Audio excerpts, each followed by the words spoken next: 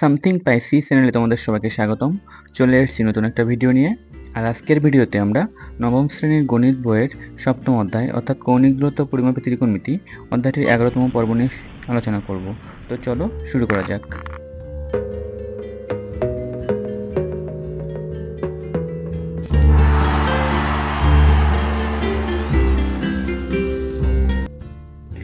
আজকের ভিডিওতে আমরা নবম শ্রেণীর গণিত বইয়ের সপ্তম অধ্যায়ের যে পূরক কোণের মাধ্যমে যে ত্রিকোণমিতিক অনুপাত নির্ণয় সেই টপিকটা নিয়ে আলোচনা করব। তো চলো, তো এই আলোচনার জন্য আমাদের প্রথমত একটি ছক কাগজে দুইটি অক্ষ অঙ্কন করে নিতে হবে। একটি এক্স অক্ষ এবং অন্যটি হচ্ছে ওয়াই অক্ষ। তো আমি এখানে ছক কাগজে না এঁকে এই সাদা খাতার উপরে অঙ্কন করে নিলাম। তো এখানে দুইটি অক্ষ অঙ্কন করেছি। তো দুইটি অক্ষ অঙ্কন করার ফলে এখানে একটি মূল বিন্দু সৃষ্টি হয়েছে, যেটা হচ্ছে 0 0 বিন্দু। তো এই দুটি অক্ষ অঙ্কন করার ফলে এখানে চারটা চতুর্ভাগ তৈরি হয়েছে। প্রথম চতুর্ভাগ এটা। তো এই প্রথম চতুর্ভাগে আমরা একটা বিন্দুকে ধরে নিলাম, যে বিন্দুটা হচ্ছে পি। তো এই পি বিন্দু থেকে আমাদের মূল বিন্দুতে একটি আমরা রেখা অঙ্কন করে নিলাম, এবং ঠিক একইভাবে ওই বিন্দু থেকে আমরা এক্স অক্ষের উপরে একটি লম্ব অঙ্কন করে নিলাম। তো যার ফলে আমাদের এই এক্স অক্ষের উপরে, এটা যেহেতু এক্স অক্ষের উপরে, তো এটাকে আমরা বলতে পারি ভূমি। ত্রিভুজটার ক্ষেত্রে এই এক্স অক্ষের এতটুকু অংশ হচ্ছে ভূমি, এবং যেহেতু পি বিন্দু থেকে এক্স অক্ষের উপর একটি লম্ব অঙ্কন করা হয়েছে ওয়াই অক্ষ বরাবর, তাই এটাকে আমরা একটা লম্ব বলতে পারি, যেটাকে আমরা ওয়াই দ্বারা চিহ্নিত করলাম। এবং এই যে বাহুটা, এটাকে আমরা অতিভুজ, যেটাকে আমরা আর দিয়ে চিহ্নিত করলাম। তো এই সমকোণী ত্রিভুজটার ক্ষেত্রে এই কোণটাকে আমরা বলি থিটা, সন্নিহিত কোণ, যেটা হচ্ছে অতিভুজ এবং ভূমিকে যুক্ত করে। তো এই থিটা কোণ হচ্ছে এটা। তো আমরা জানি যে সম্পূর্ণ এই যে অর্থাৎ এক্স অক্ষ এবং ওয়াই, এক্স অক্ষের ধনাত্মক অংশ এবং ওয়াই অক্ষের ধনাত্মক অংশ, এদের মধ্যবর্তী কোণ হচ্ছে 90 ডিগ্রি। তো 90 ডিগ্রির মধ্যে যদি এতটুকু অংশ থিটা হয়ে যায়, তাহলে অবশিষ্ট এই অংশটুকু কত? অর্থাৎ এই অংশটা যদি, অর্থাৎ ত্রিভুজটা যে কোণটা, সেটা যদি থিটা হয়, তাহলে এই কোণটার মান কত? তাহলে সেই কোণটার মান অবশ্যই 90 থেকে এই থিটা কোণটা বাদ দিলে সেটা আমরা পাবো।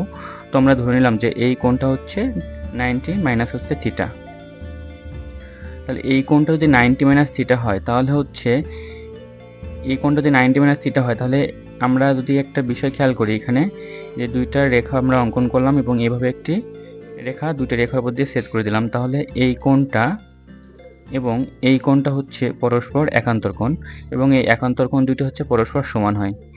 তো এখানে এই রেখাটা এবং এই রেখাটা হচ্ছে সেই দুটি রেখা, এবং অতিভুজটা হচ্ছে যথাক্রমে এই দুটি রেখাকে সেট করে গেছে, যার কারণে এই কোণটা এবং এই কোণটা হচ্ছে পরস্পর সমান হবে এই ত্রিভুজটার ক্ষেত্রে।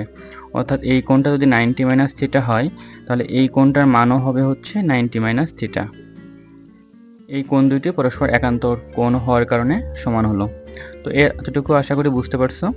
এখন আমরা এই থিটা কোণের সাপেক্ষে ত্রিকোণমিতিক অনুপাত হিসাব করব।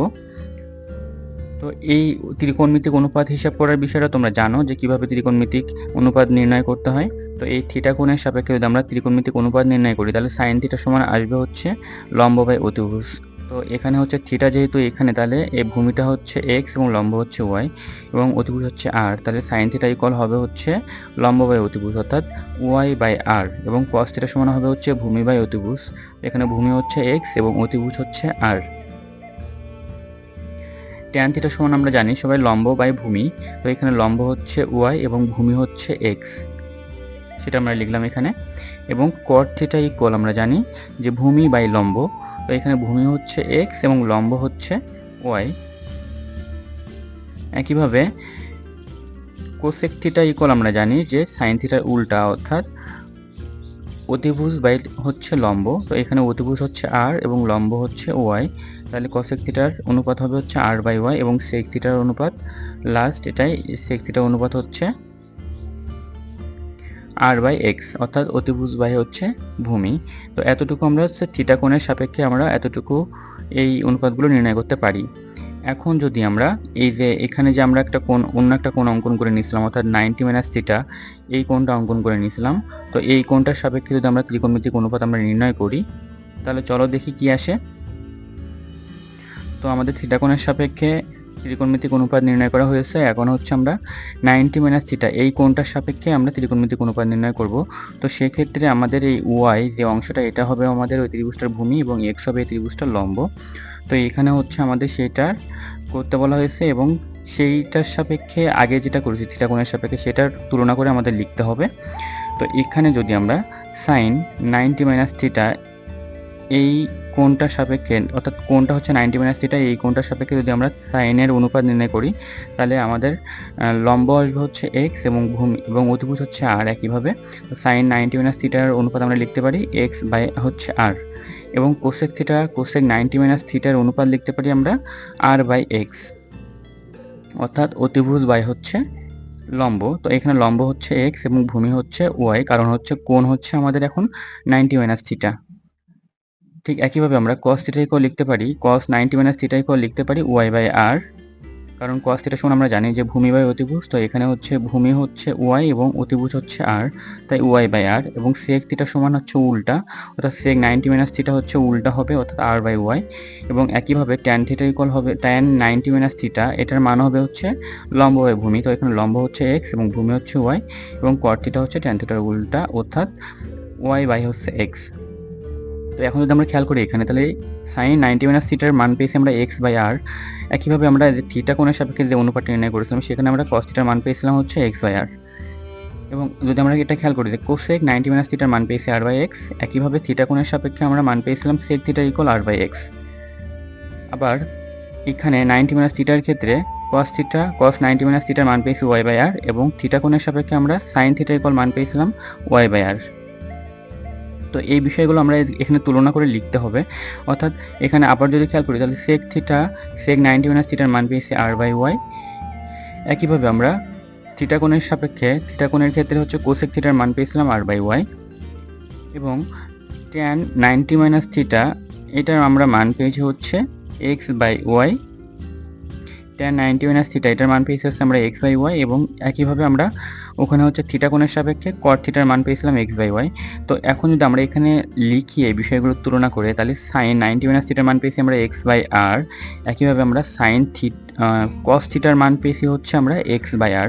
তাহলে এক্স বাই আর দুইটার ক্ষেত্রে আছে, তাই আমরা লিখতে পারি যে সাইন 90 মাইনাস থিটা ইকুয়াল হচ্ছে কস থিটা।